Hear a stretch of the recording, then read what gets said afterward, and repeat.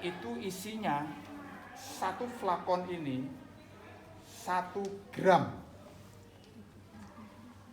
setara dengan 1000 miligram.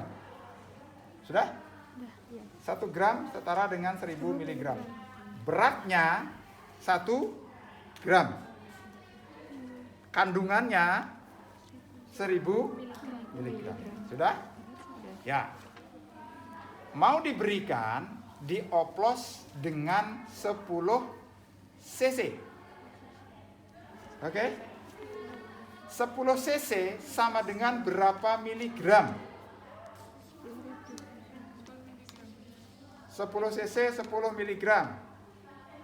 Ada yang lain? 1000 miligram. Ada yang lain? 1000 miligram. Ada yang lain? Ada yang lain? Ada yang lain? Ada yang lain? Adakah yang lain? Kalau nggak jawab, nggak akan saya lanjut. Nggak ada yang lain? Tidak ada. Saya ulangi. Saya lagi biar dipahamin. Nanti baru kalau nggak paham saya akan jalan. 1 gram itu berat. Oke? Mengandung 1000 miligram. Berarti belum bisa diberikan. Memberikannya harus dalam bentuk cair karena harus disuntikkan. 1 gram tadi saya rubah menjadi 10 cc. 1 gram sama dengan 1000 miligram. 10 cc sama dengan berapa miligram? 1000. Kenapa 1000 saya tanya?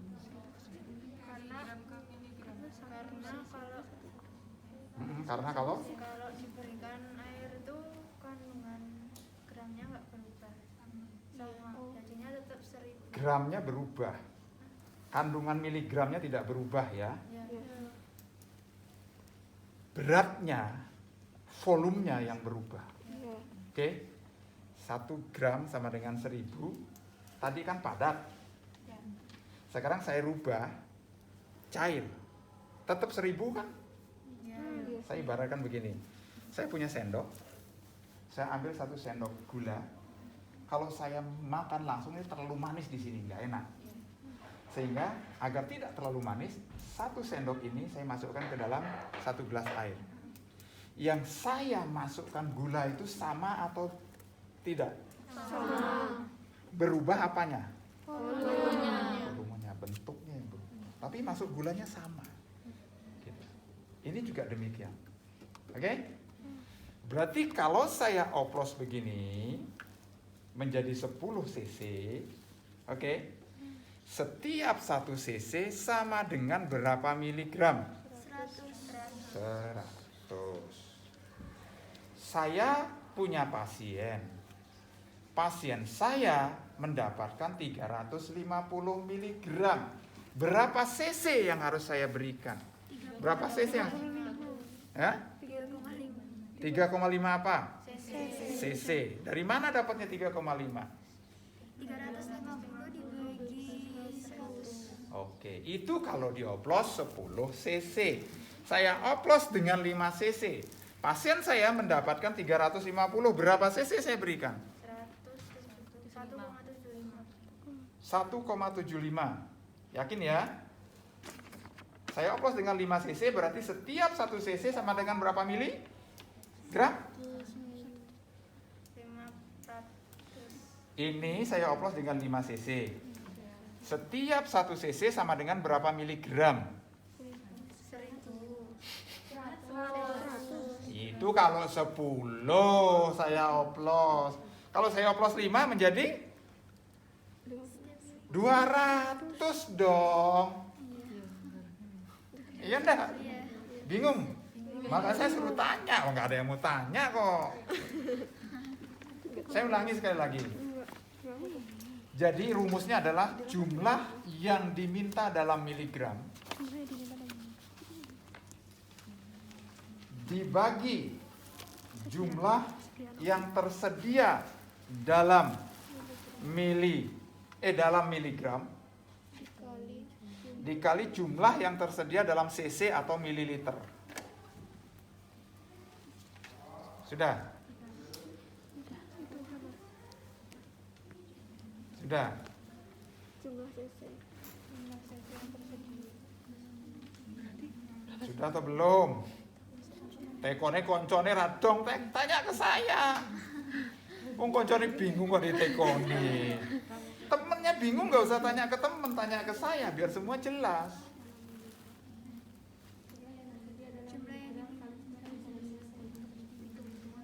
Sudah? Sudah belum? Saya ulangi. Saya oplos dengan 10 cc. Setiap 1 cc berapa miligram? Saya oplos dengan 10 cc. Setiap 1 cc ada berapa miligram? 100. Saya oplos dengan 5 cc. Setiap 1 cc berapa miligram? 200. Saya oplos dengan 4 cc. 1 cc berapa miligram? 250. Gitu caranya. Saya mengajar agak bentak-bentak, tapi karung guyu. Ya, biar mahasiswanya paham. Kalau saya oplos dengan 4 cc, pasien saya mendapatkan 250 mg. Berapa cc? 4. 1 cc. Saya ulangi, dengarkan. Ini tersedia 4 cc. Pasiennya mendapatkan 250 mg. Berapa cc? 1 cc.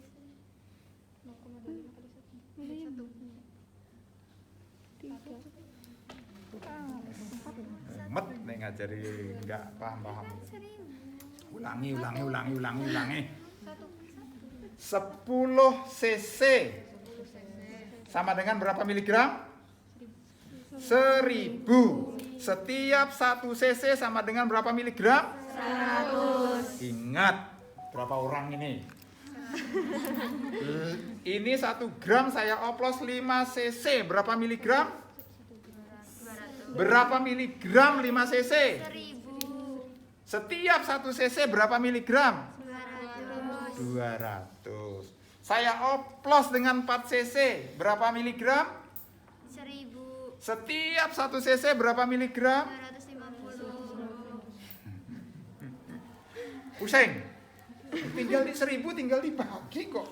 Dibagi 10 ya 100. Dibagi 5 200. Dibagi 4 dibagi 1 1000. sing dipusingkan apanya?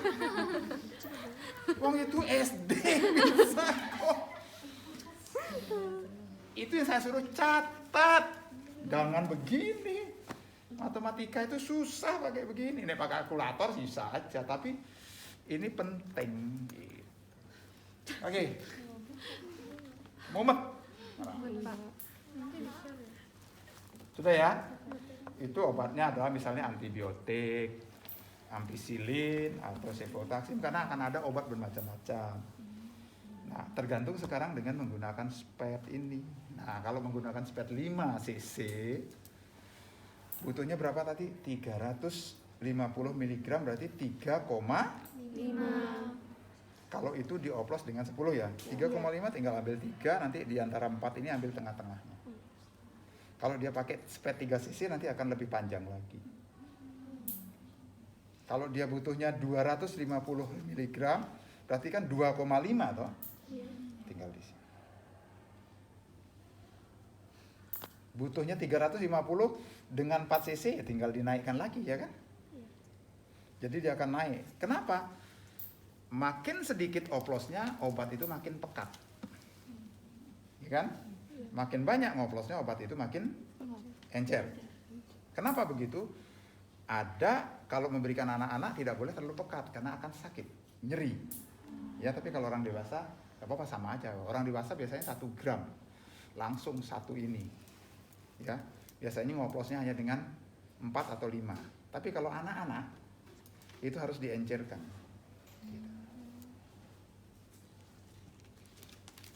Sudah? Bingung? Kalau nggak bingung berarti nggak paham. Kalau sudah bingung berarti tetap nggak paham. Berarti tengah-tengah aja. Susah tengah-tengah itu. harus salah satu dipilih. Paham atau nggak paham gitu. Nah tengah-tengah, mesti akan cari jawaban ke teman-temannya. Ada lagi? Sudah bisa dipahami ini pemberian ini? Sudah ya? Ya nanti ujiannya saya keluarkan lagi yang kemarin. Ya, saya keluarkan lagi yang kemarin. Yang ujian nanti UASnya saya keluarkan lagi itu sehingga Anda jawabnya benar. Amin. Yang anu sudah ya, yang cara menghitung tetesan infus. Tadi sudah demonstrasikan. Sudah demonstrasikan, sudah tahu cara menghitungnya ya dengan faktor tetesan. Menghitungnya. Oke. Pak, boleh didemonstrasikan di sini. Kalau saya punya teorinya, saya punya lengkap teorinya, Anda tinggal baca. Kalau di sini mendemonstrasikan nanti sama seperti tadi. Apa ini kalau nggak ditulis? Apa ini kalau nggak ditulis? Ngetik-ngetik susah, coret-coret harusnya kalau udah menghitung. Jadi begini, ada lupa dulu.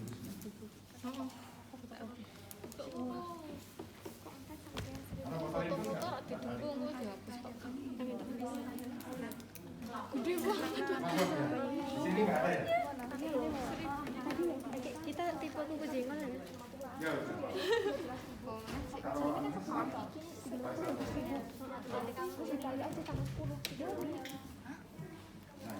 Tidak kemarin. Karena bukan saya yang jadi saya hanya mendemokan, tapi nanti kalau mau masuk kelas, satu kelas tapi betul-betul diperhatikan, tidak boleh yang namanya tidak memperhatikan. Nanti kapan cari waktu dengan saya di kelas, saya kasih tahu cara menghitung. Saya akan berikan tentang cairan dan elektrolit. Kemarin kelas yang satunya gitu, bingung Pak. Udah begitu saya kasih, kemarin praktek dengan saya semuanya dari saya. Jadi ini Flavot namanya. Kalau tadi obat yang kecil itu apa namanya? Vial atau flakon. Ya. Satu ini ya, ini isinya adalah 500 ml. Sekarang pemberian ini harus dihitung. Gitu. Ini harus habis berapa, dalam berapa jam. Kan gitu. Oke, kalau ini harus habis dalam 24 jam, berarti 500 dibagi 24. berapa? 20,8. Apanya 20,8? Yakin 20,8? 30. Enggak 20,8 dikali. 8,20? Betul ya? Iya. Nah, berarti tetesannya adalah 20, itu sudah bisa kalau ini. Tapi kalau ini harus habis dalam 4 jam, berapa? Dalam 4 jam? 25.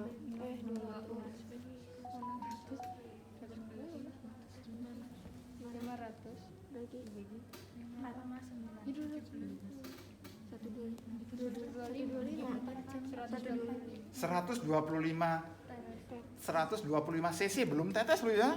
CC. Ini belum menjadi tetes loh. CC. Yang tadi pun yang 28 itu belum menjadi tetes. Iya, CC. Baru cc. Iya kan? Iya. Sekarang ini kan harus dirubah menjadi tetesan per menit. Makanya harus dihitung dengan faktor tetesan.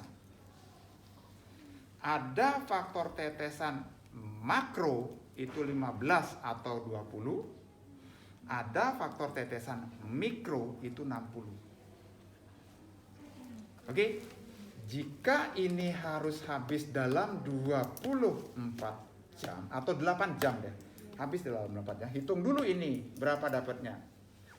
Coba ini 500 dibagi 8 berapa? 62,5. Ya, 62, dibagi. Oke? 60 itu dari mana? 60 itu 1 jamnya. Dikali faktor tetesannya 15. Berapa jadi? Berarti 1 menitnya harus berapa tetes? 15.